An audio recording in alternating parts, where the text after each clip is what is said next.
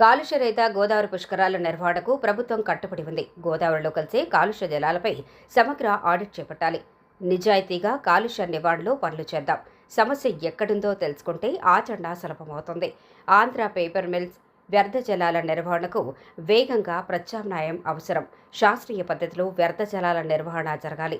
గోదావరి పుష్కర్ ఘాట్ నుంచి కోటిలింగాల ఘాట్ వరకు పడవలో ప్రయాణించిన గోదావరి తీర కాలుష్యాన్ని, పుష్కర పనులను స్వయంగా పరిశీలించిన ఉప ముఖ్యమంత్రి పవన్ కళ్యాణ్ గోదావరి నదిలోకి కలిసే కాలుష్యకారక వ్యర్థాలు, జలాలు, వాటి నిర్వహణపై పూర్తి స్థాయి ఆడిట్ చేపట్టి నివేదిక ఇవ్వండి. ఇప్పటి వరకు తీసుకున్న చర్యలు ఏమిటి, భవిష్యత్తులో చేయబోయే పనుల మీద స్పష్టమైన ప్రణాళికను సిద్ధం చేయండి అని ఉప ముఖ్యమంత్రి పవన్ కళ్యాణ్ రాష్ట్ర ఉన్నత అధికారులకు, తూర్పుగోదావరి జిల్లా అధికారులను ఆదేశించారు.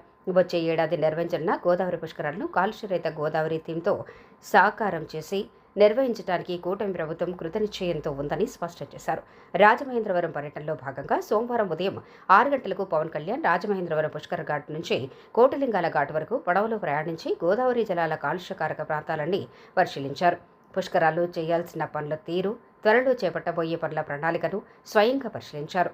గోదావరి గట్ల సుందరీకరణ పనులు ఎంతవరకు వచ్చాయనేది, పుష్కరాల నేపథ్యంలో గట్లను ఎలా తీర్చిదిద్దబోతున్నాయని అధికారులు వివరించారు. ఈ సందర్భంగా చింతలమ్మ ఘాట్ వద్ద నల్ల ఛానల్ ద్వారా రాజమహేంద్రవరం మురుగునీరు గోదావరిలోకి కలిసే ప్రాంతాన్ని పవన్ కళ్యాణ్ స్వయంగా పరిశీలించారు. నదీ తీరంలో జరుగుతున్న కాలుష్య తీరును స్వయంగా చూశారు. నీటిని ఎలా శుద్ధి చేస్తున్నారనే వివరాలను అడిగి తెలుసుకున్నారు.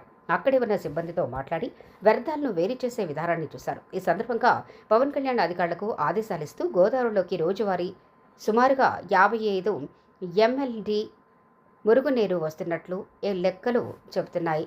ఈ మురుగునీటిని శుద్ధి చేసే విధానం శాస్త్రీయంగా జరగాలి. మురుగునీటిని నేరుగా గోదావరిలోకి వదలటం వల్ల జలాలు కలుషితమవుతున్నాయనేది ఫిర్యాదులు వస్తున్నాయి. దీనిపై దృష్టి సారించాలి. నిధులను సత్కార్యం కోసం వినియోగించుకుందాం. గోదావరి పుష్కరాలకు ఖర్చు చేసే ప్రతి పైసాను ప్రజలకు ఉపయోగపడే గోదావరి నదీ తీరాన్ని కాపాడే మంచి పనులకు ఉపయోగించుకోవాలి. మొదట కాలుష్యకారక అంశాలపై పూర్తి స్థాయి ఆడిట్ జరగాలి. తర్వాత దాన్ని ఎలా అధిగమించాలి అనే అంశాల పట్ల దృష్టి సారించవచ్చు. కేవలం లెక్కలతో సరిపెట్టుకోకుండా పూర్తి స్థాయి యాక్షన్ ప్లాన్తో ముందుకు వెళ్దాం. కేంద్ర జలశక్తి ద్వారా NRCP నిధులు 416 కోట్లతో 95 కోట్ల రూపాయలతో నిధులకు పరిపాలనా అనుమతులు వచ్చాయి.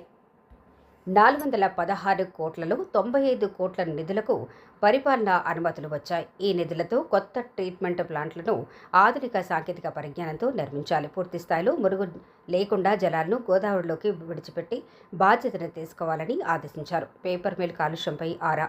ఆంధ్ర పేపర్ మిల్ కాలుష్య జలాలు గోదావరిలోకి విడుదల మీద ఈ సందర్భంగా పవన్ కళ్యాణ్ ఆరా తీశారు. రాష్ట్ర కాలుష్య నియంత్రణ మండలి చైర్మన్ కృష్ణయ్య నుంచి వివరాలు అడిగి ప్రస్తుతం పేపర్ మిల్ ద్వారా బయటకు వచ్చే వ్యర్థాలను దూరంగా లంకల్లో విడిచిపెడుతున్నారని, దానికి ప్రత్యామ్నాయంగా ఆ కంపెనీ మరో ప్రాంతంలో శుద్ధి చేసేందుకు ఆలోచిస్తుందని ఆయన తెలియజేశారు.